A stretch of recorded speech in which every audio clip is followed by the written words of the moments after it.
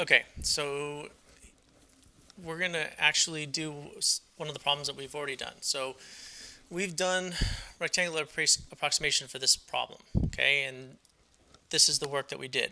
Okay, so it should be in your notes.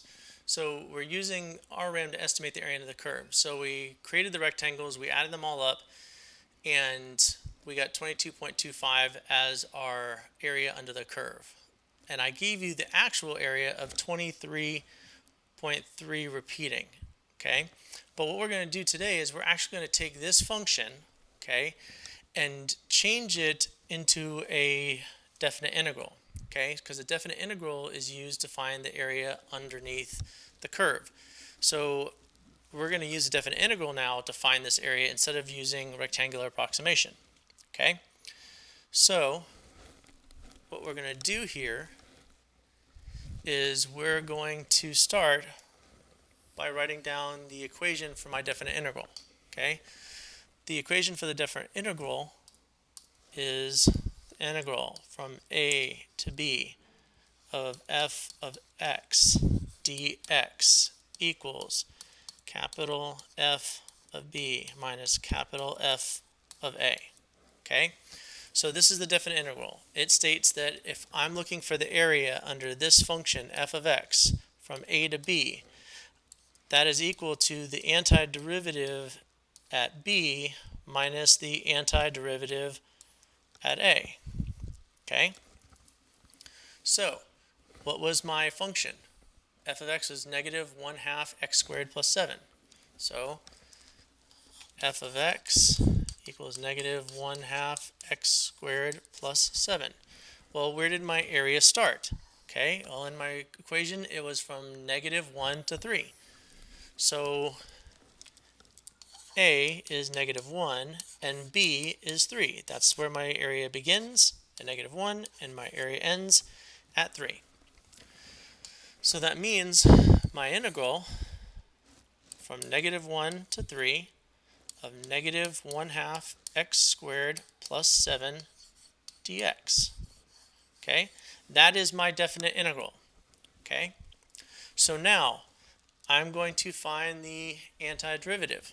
So over here, I'm going to find capital F of x.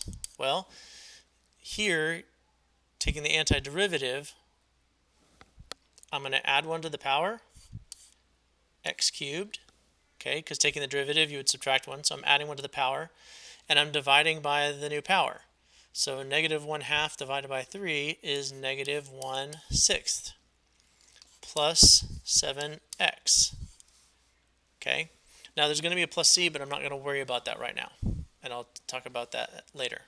Okay, so that means for my antiderivative now, that to evaluate this, I'm going to use negative 1/6 x cubed plus 7x, and I'm going to evaluate it from -1 to 3. So that is equal to negative 1/6, and this is going to be 3 cubed plus 7 times 3. So that's the first part.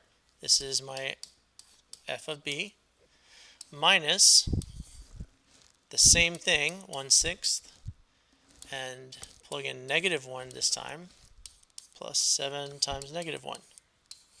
And that is my capital F of a. Okay? Now, it's just simplifying. Okay? So this is going to be negative 27 over 6 plus 7 times 3 is 21 minus, and -1 cubed still -1, so that's going to be positive 1/6 minus 7. Now, one thing that you should always do when you're doing these problems is when you have fractions, don't sit there and try to add up the fractions first. And I'll show you why in just a second. So I'm going to get negative 27 over 6 plus 21 minus 1/6 plus 7. Okay? So here we go. We got negative 27 minus 1/6, which is negative 28 over 6 plus 28,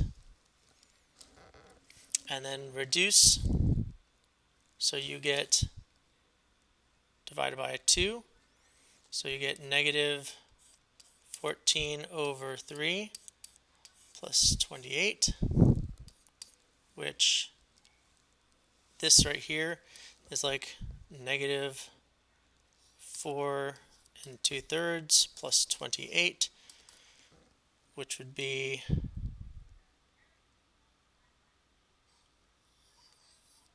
so that would be 24 minus another 2/3 would be 23 1/3, which